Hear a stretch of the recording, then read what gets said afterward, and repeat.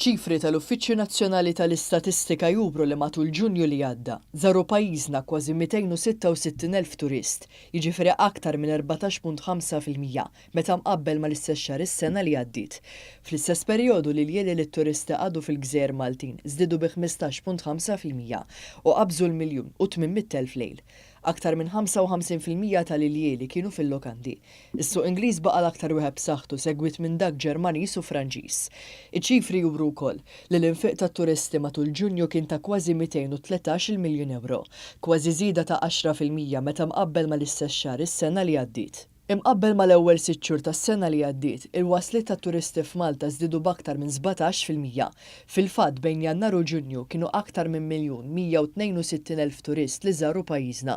L-Uffiċċju Nazzjonali tal-Istatistika qal li n-nefqa tat-turisti f'Malta fl-ewwel 6 xhur tas-sena kienet tammonta għal kważi 841 miljun euro, żieda ta' 11.6% meta mqabbel mal-istess perjodu tas-sena li għaddiet. Ras għal ras, it-turisti nefqu medja ta' 723 euro waqt iż-żjara tagħhom f'Malta.